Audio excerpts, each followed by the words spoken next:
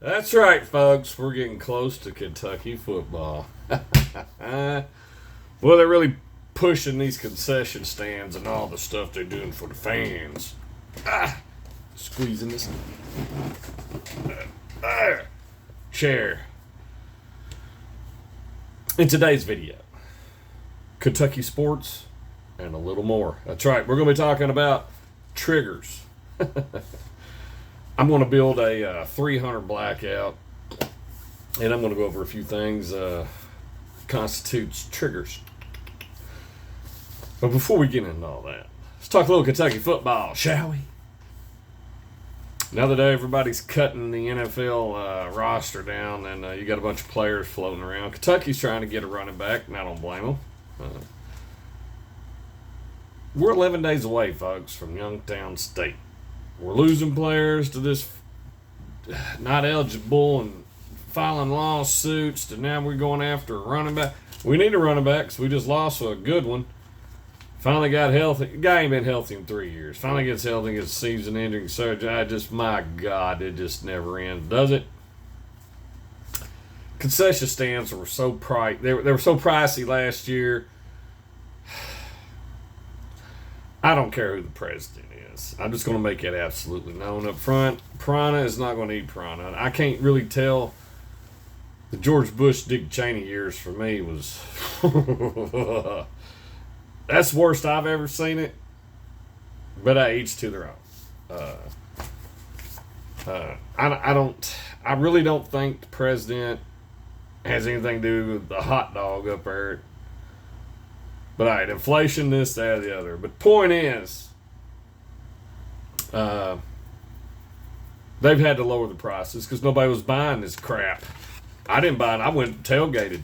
I'll eat my own food before I pay $10 for the junk they're serving. But we'll go over the new price list.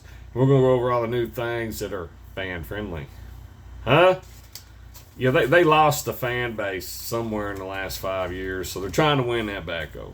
But lowering the prices for concessions, well, they were ludicrously high last year. They didn't sell. Plain and simple, loud and clear. We have fought back with our wallets.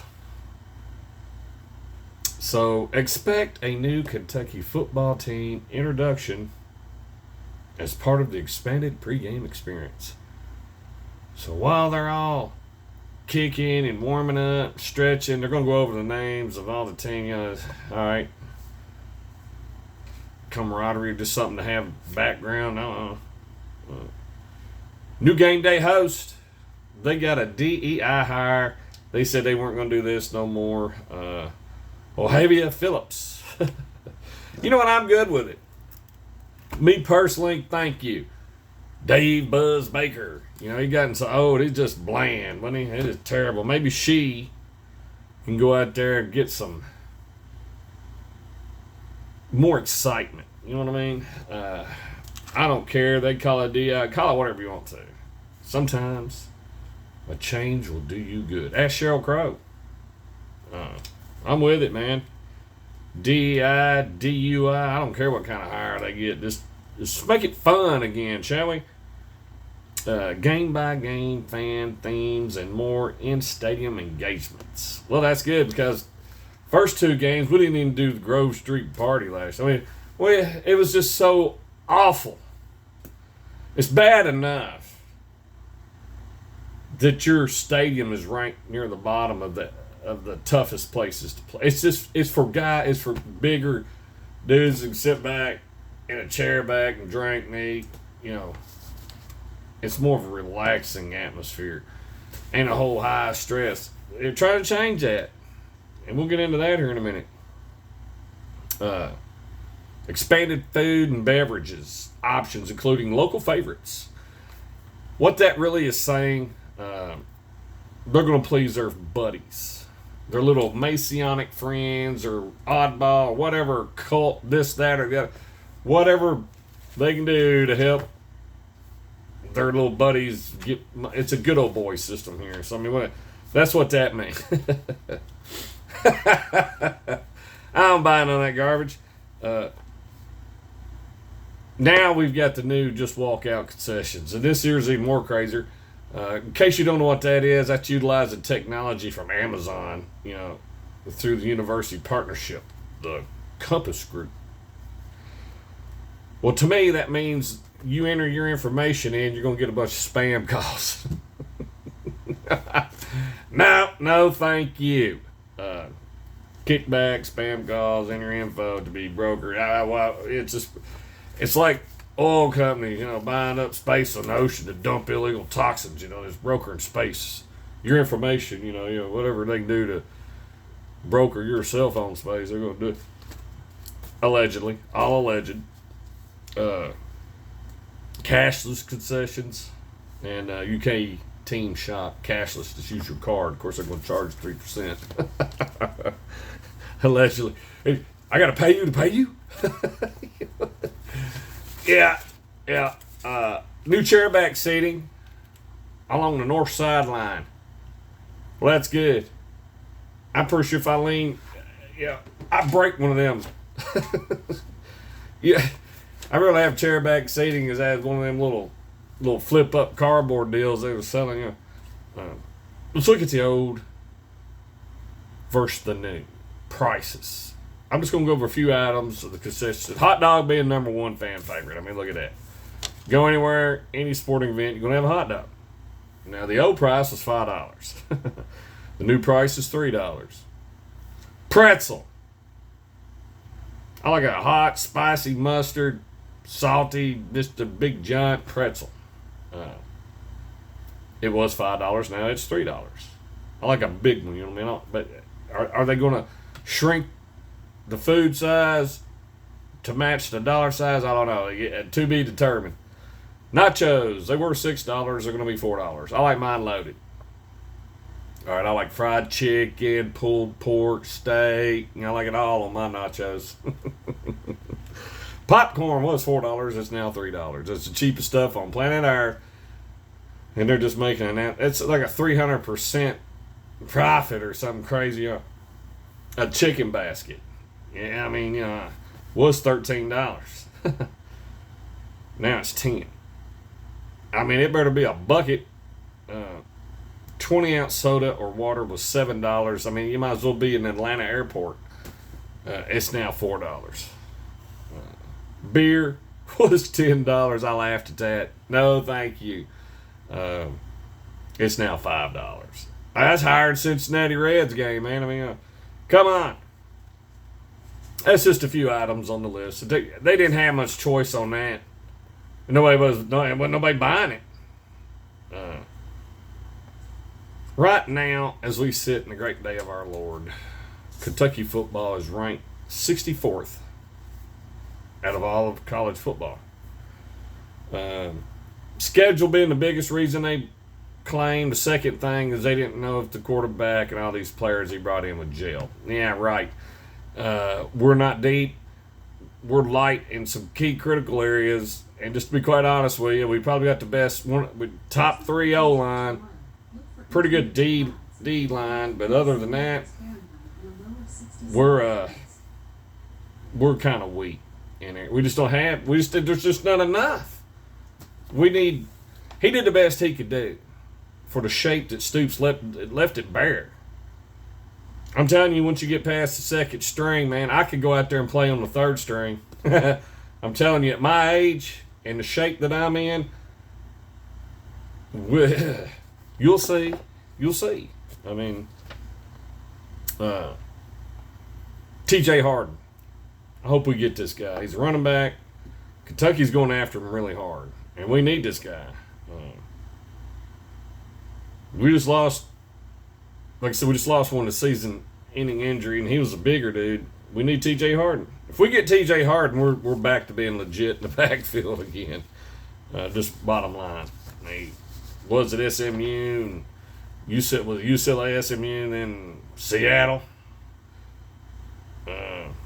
Nevertheless, it's down to Missouri and Kentucky. Well, I can see Missouri because, well, the gunshot heard around the world. Amon Hardy may open the door for TJ. TJ may look at that and be like, I can go in there and just flourish. That guy that they're claiming is ready to play is not ready to play. I mean, you get shot in the leg. I served in the military. I ain't no vascular surgeon by no means, but yeah, I've had plenty of experience with these kind of injuries, and you just don't get over it in an off season, a summer. I don't care if you got the best medical care on planet Earth, unless you got Star Wars and robots and lasers, whatever you want. Major injuries. I mean, I don't know if you can see where I have my arms sewed back on. Trauma picks up where it left off. You've always got a weak spot right there. You just do. And that's, bullet wounds deep. I mean, if you're the opposing team, you're going to key in on that area. I mean, it's just, so he may consider Missouri. But he knows if he comes to Kentucky, he's going to get a lot of playing time. So, I mean, either way he goes, he's going to be a star or have a chance to go play in the NFL in the following year. But he may pick Kentucky over Missouri because if what they're saying true, they're going to ride that Ahmad Hardy all the way to hospice. Really. It's all alleged. Steins is working on the atmosphere at Kroger's. Stand up, show out, stand out. Feed the studs. All right. He's wanting Kroger's to be a more hostile environment. I mean, why wouldn't he? He's bringing in talent. He's going to try to build this program up. Now, our recruiting class for next year is the top 25, but yet they're ranking us 64. I don't understand these. I do. It's the name on the front, Kentucky. I mean, it just is. Oh, we may surprise people this year. I don't think we are. I'm kind of like Will Evans. We ain't 32 players better than me. I'm kind of like that when it comes to Kentucky. I don't think we're. If you think we're the 64th ranked team, all right. Who's the 64 teams better than us? Other than the obvious. I mean, if I was going to put a ranking on Kentucky, 32 to 34, I think that'd be legit. But we ain't played yet, and we'll see. We'll see. Like I said, our first second string played anybody. I believe that. Once you get past that, though, my God, it's bad. Cornbread Adams. All right. Being recruited hard by Kentucky for the 2028 class. I hope we get him 4-star. I like the name. I think he'd fit into Kentucky. We're known for having them nicknames, ain't we? The Reds are dead. That's all there is to it. The Reds are dead. We're 19 and a half games back, fixing to go to 20 tonight at 8:45 versus the Giants. Speaking of dead, the Titans, my God. Well, they had a day of interceptions is what they've had. The Bears scrimmage practice or whatever it was, we're cooked, man. Trotting Ward out there, man, it's just not going to. You're going to have to play the turd brisket, and he don't want to start. Levis is done. So that leaves Hooker. Ward's the worst quarterback on our team, period, point blank. He's lost, don't know what he's doing. He ain't got the arm, legs. I mean, he's just not good at all. And you spend $86 million on that. I mean, it's not a black or white thing. This right here is a numbers thing. You're not going to win with him. I don't care if he was Chinese. That does not matter to me one iota. What does is win-loss. We're not going to win with Ward. We're not going to win with Levis because the line ain't going to block for him. They don't like him because he's a Mayo guy. So that leaves the turd brisket, and he don't want to start. He wants to be in the backup. Play Hooker. It's your best choice anyway. That's just it. Bottom line. So the Titans come up with that. I'll give you some example here. The Titans practice on the 25th. Cam the Sham was 7 of 16, 1 touchdown, 2 interceptions. All they did was red zone. Well, that's terrible. I'll be honest with you. Tur Brisket was 13 of 20. He had 2 touchdowns, 1 interception. Will Levis was just 10 of 13, 2 touchdowns and an interception. He looked the best, actually, at all 3 of them. And that's with them not blocking for him. All right. Unbelievable. Unbelievable. So what do we know? What do we learn? Well, by all knowing analysts, Kentucky, they think we're not going to win 4 games. We're ranked 64th, second to last finish in the SEC, just above Arkansas, anywhere from 14th. It varies, but nevertheless, I'll go out on a limb, be nice, say 14th. Mississippi State finished behind us or something, but coaching dead last, and now they've ranked us 64th in all of college football. Basically, the numbers are terrible.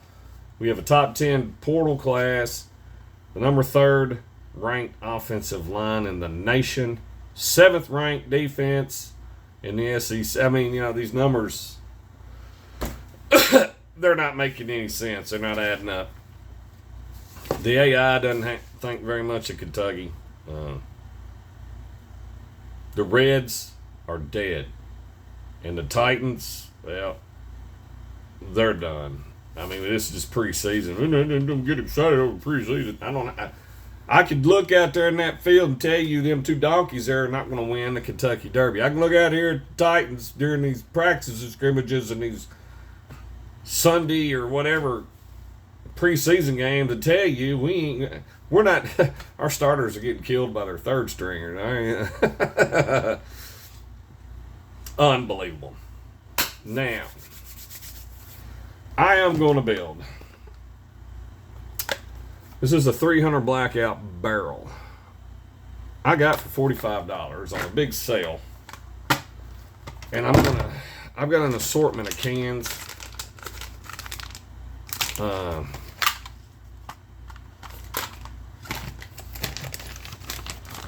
That I can put on this thing. I'm probably gonna go with this one, and then build my hand guards out around it, make it flush with it, make it pop. I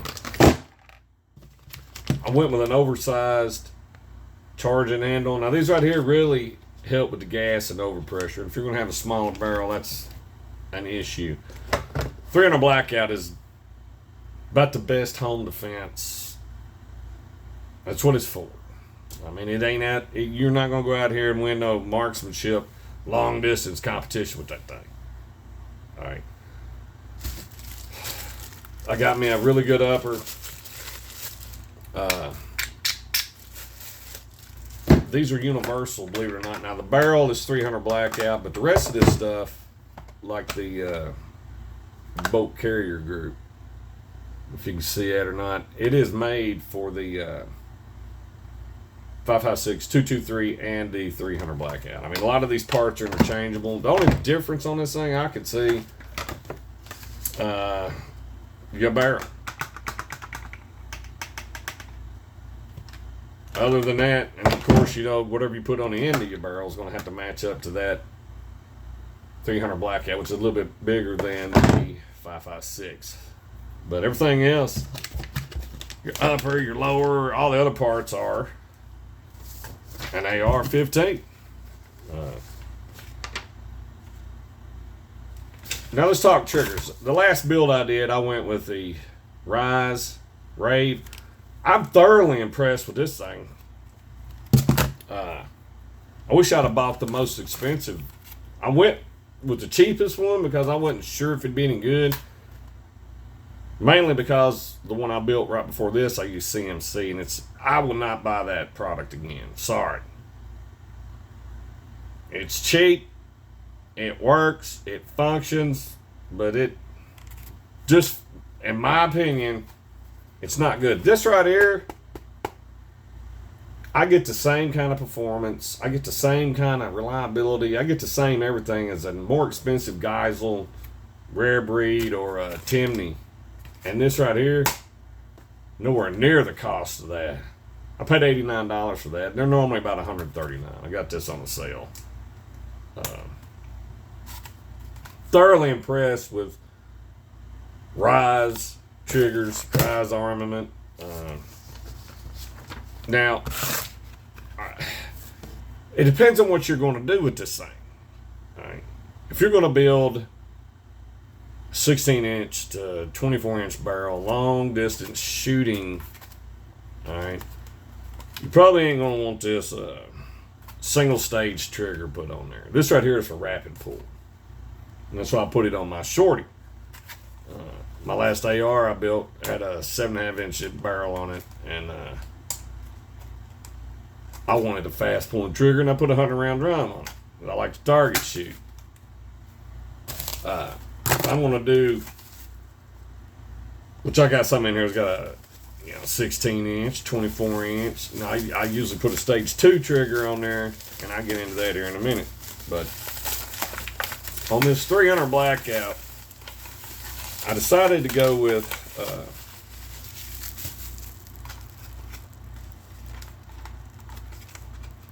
that trigger. It's a drop-in trigger. I've never used one of these. AR-15, AR-10 drop-in triggers. It's 3.5 pound pull.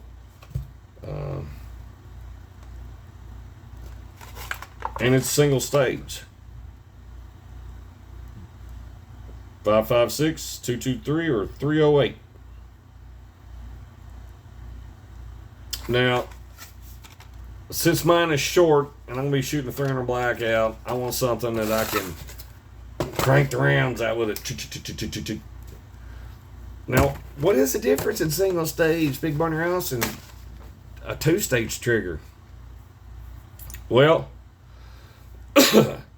stage 1 triggers is one continuous pull that breaks. All right. Timney, Geisel, CMC, Rise, the Raven, they're all quick and fast.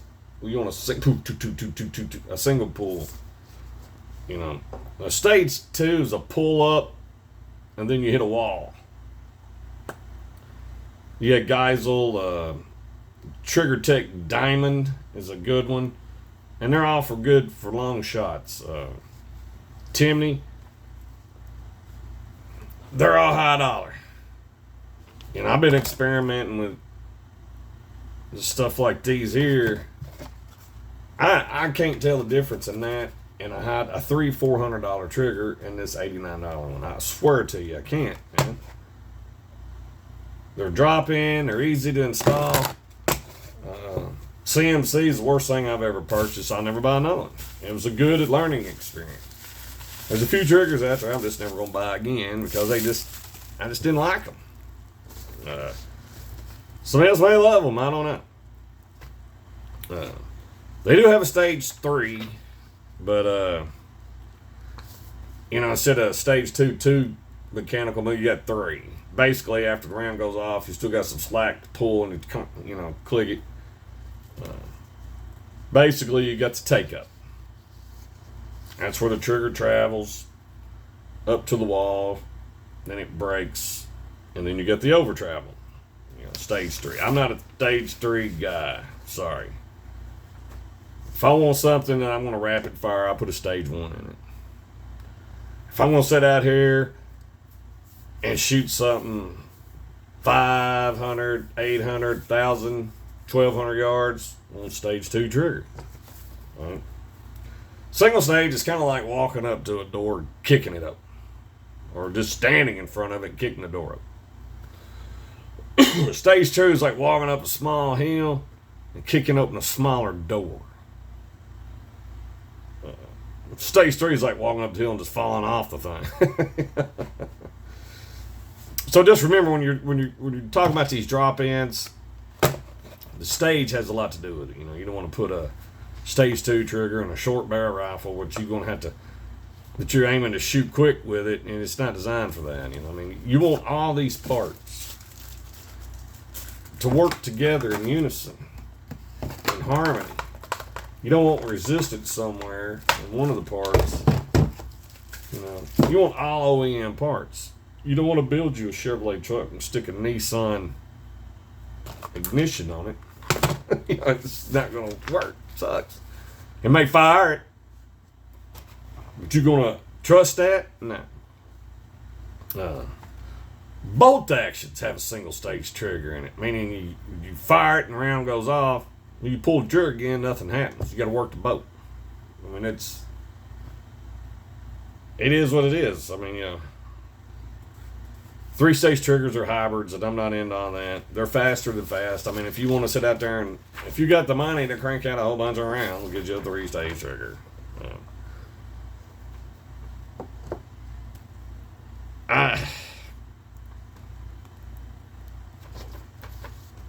I like what I've got. I'm going to try this. I'll give you a review on it. Right now, as far as the last few, the 140 Rave Rise trigger, that's a winner. I mean, that is super nice, super smooth. And I did go with the flat instead of the curved on the CMC, and I thought, this sucks.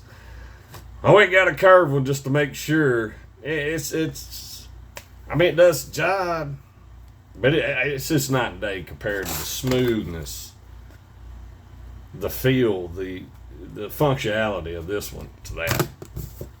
Timney, I've never had a problem with that. It's probably the best triggers out on the market. Rare Breed has outpriced herself where I'd as soon have this.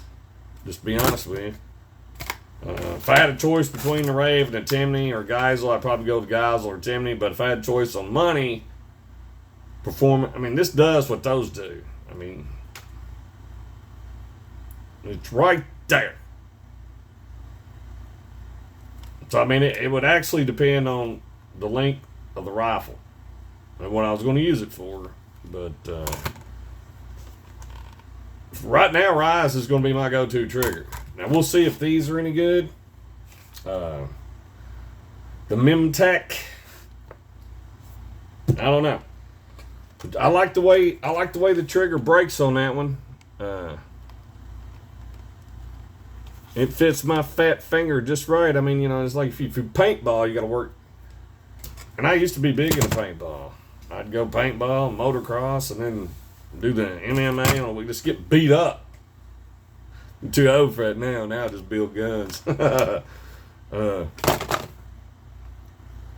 Put all this together, you'll have a functioning piece of equipment in perfect harmony. But I'll let you know whether or not these triggers are any good here. I mean, this is made in Istanbul, Turkey.